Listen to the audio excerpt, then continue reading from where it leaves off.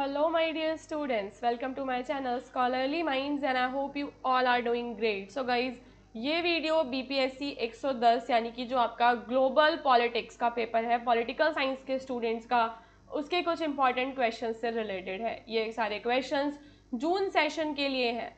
उसके अलावा गाइस, अगर आपको अपने सारे के सारे जो इंपॉर्टेंट क्वेश्चंस हैं, आप चाहते हो कि सब क्वेश्चंस आपको एक ही जगह पे मिल जाएं BPSC 110 के, तो आप उसके लिए हमारा गेस्ट पेपर डाउनलोड कर सकते हो। हमारी जो वेबसाइट है shop.hindustanknowledge.com, इसे आप गूगल पे सर्च कर सकते हो या फिर आपको डिस्क्रिप्शन में लिंक मिल जाएगा।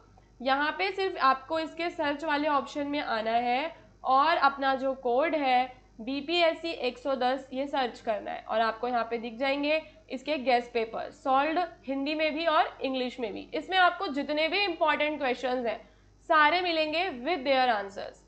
उसके अलावा अगर आप इसको परचेज कर लेते हैं और आपको कोई इशू आता है तो आप इस नंबर पे यहाँ पे कांटेक्ट कर लेना।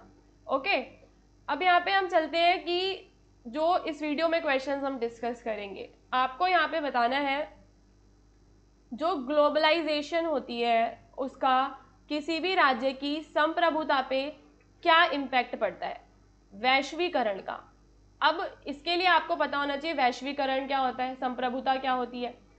तो गाइस देखो, वैश्वीकरण से हम क्या देख रहे हैं, वैश्वीकरण में हम देखते हैं कि विश्व की जो विभिन्न अर्थव्यवस्थाएं हैं ना, वो आपस में अब क्या है, जुड़ चुकी हैं।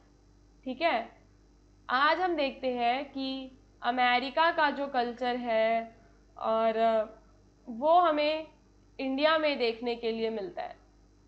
तो इंडिया के आप किसी भी स्टेट में चले जाओ, आपको वहाँ पे वेस्टर्नाइजेशन, ठीक है, ये देखने के लिए आपको मिलेगा। पश्चिमीकरण हो चुका है, तो वेस्टर्नाइजेशन आज हो चुका है। तो उसके पीछे का जो बड़ा रीज़न है वो ग्लोबलाइजेशन ही है, क्योंकि ग्लोबलाइजेशन ने सारे के सारे वर्ल्ड की कंट्रीज को क्या कर दिया है, इंटरकनेक्ट कर दिया है। अब जो है राज्य की संप्रभुता क्या होती है, राज्य की संप्रभुता का मतलब ये होता है कि कोई भी देश, मान लो भारत है, तो वो अपने देश में जो भी निर्णय ले रहा है वो उधर किसी भी बाहरी जो संस्था है उसका हस्तक्षेप ना हो उसमें, पहला। अब हम क्या देखते हैं कि World Trade Organization, World Bank, ये सब हमारे निर्णय को कहीं ना कहीं इम्पैक्ट डालते हैं। यूनाइटेड नेशंस हो गया आपका, और भी हमारे संगठन है आसियान वगैरह। तो क्या आज हम कह सकते हैं कि सही मायने में हमारा देश जो है वो संप्रभु है, कि क्या हमारे देश में कोई बाहरी हस्तक्षेप है या नहीं है? तो क्योंकि ग्लोबलाइजेशन जब से हुआ तब से और ज़्यादा हम देखते हैं कि व्यापार बढ़ा।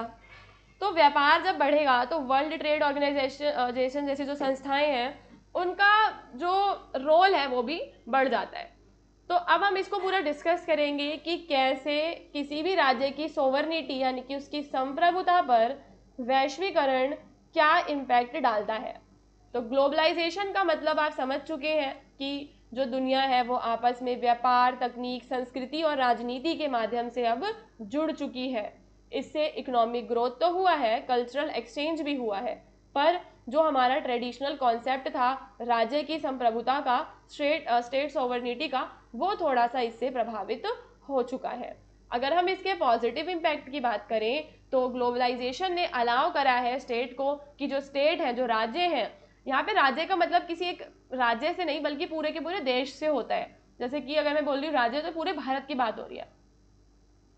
Globalization has allowed states to grow economically by opening their markets and attracting foreign investment। तो यहाँ पे हम देखते हैं कि भारत ने अपनी मार्केट को वर्ल्ड के लिए खोल दिया है। अब वर्ल्ड की MNCs, बड़ी बड़ी कंपनीज हमारे देश में आती हैं, हमारे देश का सामान दूसरे देशों में जाता है, जिससे कि हमें देखने को मिलता है कि फॉरेन डायरेक्ट इन्वेस्टमेंट भी हमारे देश में आती है और बाहरी मुद्रा भी आती है। तो वैश्वीकरण से राज्यों को अपने बाजार खोलने और विदेशी निवेश प्राप्त करने का अवसर मिला है। इससे तकनीकी विकास और वैश्विक संस्थाओं में सहयोग भी मिलता है, जो आंतरिक विकास में मदद करता है। जलवायु परिवर्तन, स्वास्थ्य और आतंकवाद जैसे मुद्दों पर वैश्विक सहयोग से राज्यों को सुरक्षा और प्रभावशीलता मिलती है।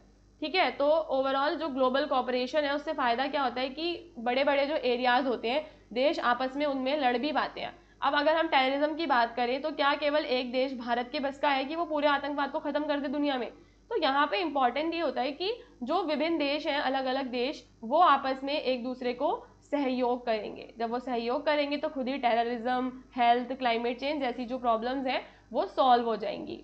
फिर इसका नेगेटिव इम्पैक्ट क्या पड़ता है? अब क्योंकि ग्लोबलाइजेशन से जो स्टेट की पावर होती है ना, वो थोड़ी सी क्या हो जाती है, वीक हो जाती है। जैसे कि IMF, WTO जो है, इंटरनेशनल बड़ी बड़ी ऑर्गेनाइजेशंस और मल्टीनेशनल कॉरपोरेशन जो होती हैं, वो किसी भी देश के लॉज को इन्फ्लुएंस करते हैं, वहाँ की पॉलिसीज को, ताकि तो यहाँ पे हम देखते हैं कि जो स्टेट होता है अब वो इंडिपेंडेंट डिसीजन नहीं ले सकता, वो इन अंतर्राष्ट्रीय संस्थाओं के अंदर बाध्य होता है। डेवलपिंग कंट्रीज को फोर्स किया जाता है कि वो इनके सुझाए हुए रास्तों पर चलें। IMF, WTO, वर्ल्ड बैंक जो भी इनको इकोनॉमिक पॉलिसीज बताते हैं वो इन्हें फॉलो भी करने पड़ते हैं अगर ये उनसे लोन लेना चाहते हैं। यानी कि अगर भारत WTO से या वर्ल्ड बैंक से लोन लेना चाहता है तो वर्ल्ड बैंक ने जो भी भारत को इकोनॉमिक पॉलिसीज बताई हैं, भारत को वो सारी की सारी उसकी फॉलो करनी पड़ेंगी, है ना। तो additionally cultural globalisation can erode local identities affecting social cohesion. और वहीं हम देखते हैं कि इकोनॉमिकली तो आप इसको समझ चुके हो, है ना। आर्थिक का क्या सिस्टम रहा कि भारत पे दूसरी जो संस्थाएं हैं जैसे कि हमारा IMF और WTO, ठीक है, अंतर्राष्ट्रीय मुद्रा कोष और वर्ल्ड ट्रेड ऑर्गेनाइजेशन जो है, विश्व व्यापार संगठन, इनका ये क्या करते हैं, हमारे देश के निर्णयों को प्रभावित करते हैं। लेकिन हमारे देश की जो संस्कृति है वो भी तो इनसे इरोड हो रही है, वो भी तो खराब होती जा रही है, क्योंकि जो हमारे देश की खुद की जो पुरानी ट्रेडिशनल वे ऑफ लाइफ था वो पूरा अब बदल चुका है। तो वैश्वीकरण ने राज्यों की स्वतंत्रता, नीति निर्माण क्षमता को क्या कर दिया है, कमजोर भी कर दिया है। समझ में आया।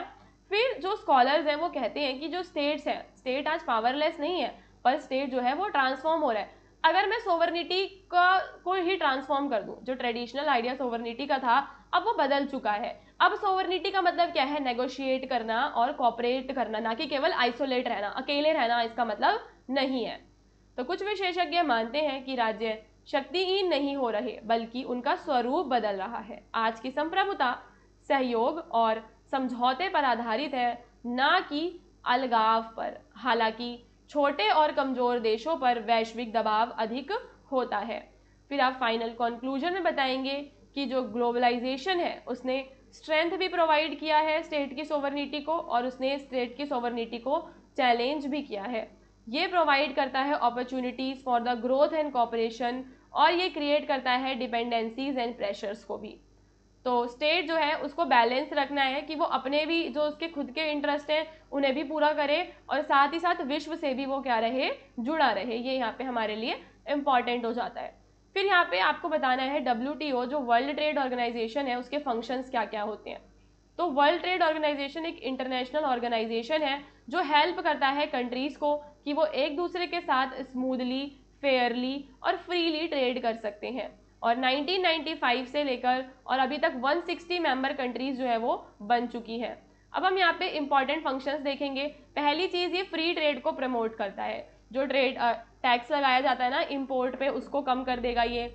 और जैसे कोटा वगैरह फिक्स होता था कि इतना ही एक्सपोर्ट कर सकते हैं, तो ये सारी चीज़ों को ये खत्म कर देता है, जिसकी वजह से जो गुड्स एंड सर्विसेज हैं वो फ्रीली मूव कर पाते हैं।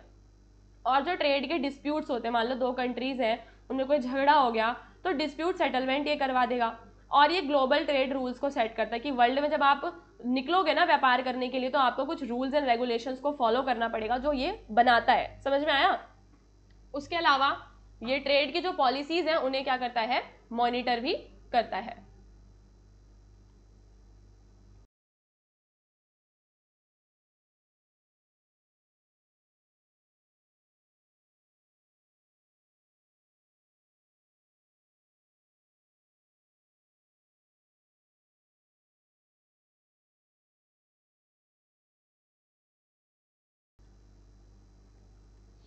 ओके, तो अभी हम यहाँ पे क्या क्या देख रहे थे कि वर्ल्ड ट्रेड ऑर्गेनाइजेशन के कौन कौन से इंपॉर्टेंट फंक्शंस हैं, जिसमें हमने पहला फंक्शन देखा कि ये फ्री ट्रेड यानी कि मुक्त व्यापार को बढ़ावा देता है।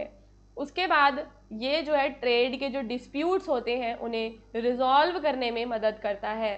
व्यापार विवादों का क्या करता है, समाधान भी करता है, व्यापार में जो विवाद हो जाते हैं।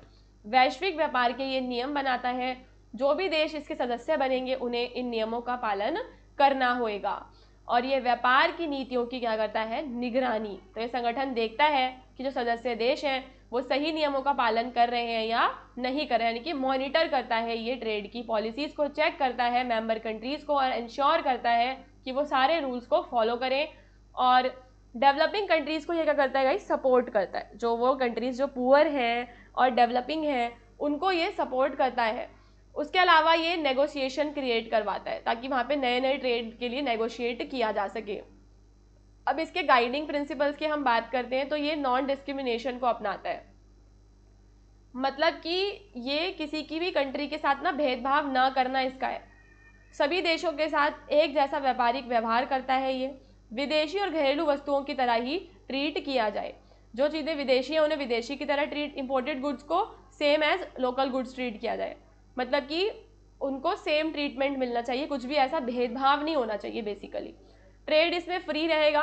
ट्रेड बैरियर्स को ये रिड्यूस करवाएगा, यानी कि वर्ल्ड की जो भी अलग अलग कंट्रीज़ हैं, जैसे कि मान लो कि इंडिया हो गया हमारा, और भूटान हो गया, पाकिस्तान हो गया, और भी जो कंट्रीज़ हैं अलग अलग, अगर वो इसके सदस्य बन जाती हैं ना, इसमें जुड़ जाती हैं, तो ये उनके ट्रेड बैरियर्स को हटा देगा और कंट्रीज़ के बीच में ये क्या करेगा गाइस, ओपन ट्रेड को बढ़ावा देगा। इसकी वजह से हम देखते हैं कि ट्रांसपेरेंसी बहुत ज़्यादा आ जाती है। जो भी रूल्स एंड पॉलिसीज़ होती हैं वो क्लियर रहती हैं। तो मुक्त व्यापार हो गया, पारदर्शिता हो गया, और प्रतिस्पर्धा, मतलब कोई भी देश ना इसमें गलत तरीके से प्रतिस्पर्धा नहीं करता। तो हम देखते हैं कि न्यायपूर्ण प्रतिस्पर्धा होती है और सतत विकास को भी ये बढ़ावा देता है। सतत विकास आप सभी को पता ही होगा, जिसमें हमें पर्यावरण की रक्षा करनी है और हमें अपने संसाधनों का ऐसे उपयोग करना है कि वो सभी के लिए बचे रहें, आने वाली जनरेशन्स के लिए भी बचे रहें। तो वो होता है सतत विकास। तो ओवरऑल आप समझ गए कि क्या क्या गाइडिंग प्रिंसिपल्स हैं इसके। अब गाइस यहाँ पे एक क्वेश्चन है कि जो ग्लोबल सोशल मूवमेंट्स होते हैं, सोशल मूवमेंट तो आपने बहुत देखे होंगे, इंडिया में भी कई सारे सोशल मूवमेंट होते हैं। महिलाओं के अधिकारों के लिए, बच्चों के अधिकारों के लिए होते हैं, पर्यावरण की रक्षा के लिए होते हैं। पर वो मूवमेंट जो बड़े लेवल पे हो जाते हैं ना, मतलब कि जो पूरे विश्व में फैल जाते हैं, ऐसे मूवमेंट्स को हम कहते हैं global social movements. So guys, global social movements क्या होते हैं, कलेक्टिव एक्शंस होते हैं जो कि पीपल अक्रॉस द कंट्रीज के जो लोग हैं वो लेते हैं अलग अलग कंट्रीज में। ये सोशल, पॉलिटिकल कैसे भी हो सकता है। These movements go beyond national borders and address issues that affect humanity as a whole. तो हम क्या देखते हैं कि ये जो मूवमेंट्स हैं ये पूरी की पूरी ह्यूमैनिटी को एज अ होल इफेक्ट भी करता है। अब मैं इसको समझाती हूँ आप लोगों को कि ग्लोबल सोशल मूवमेंट आपको कैसे समझना है। कि मान लो कि आज यहाँ पे हमारे देश में कोई आंदोलन शुरू होता है, फिर हमारे देश से वो आंदोलन अलग अलग देशों में भी फैल जाता है। या हमारे देश में आज कोई ऐसा व्यक्ति है जो कह रहा है कि जो कार्बन डाइऑक्साइड है ना उसका उत्सर्जन कम होना चाहिए, उसने शुरू करा ना वो आंदोलन, फिर धीरे धीरे ये आंदोलन दूसरे देशों में भी फैल गया और एक बड़ा इशू बन गया, पूरी ह्यूमैनिटी का इशू ये बन जाएगा। तो वो आपका क्या कहलाएगा, ग्लोबल सोशल मूवमेंट कहलाएगा। तो वैश्विक सामाजिक आंदोलन वे सामूहिक प्रयास होते हैं जो कई देशों के लोग मिलकर सामाजिक, राजनीतिक, पर्यावरणीय और आर्थिक बदलाव लाने के लिए करते हैं। यह आंदोलन राष्ट्रीय सीमाओं से परे जाकर पूरी दुनिया को प्रभावित करने वाले मुद्दों पर केंद्रित भी होते हैं। इसके बाद हम इसका इंटरनेशनल स्कोप देखेंगे। तो global social movements are not limited to one country. किसी एक देश के तो नहीं होते ना, मैंने बताया कि किसी कॉमन कॉज के लिए होगा ग्लोबल सोशल मूवमेंट।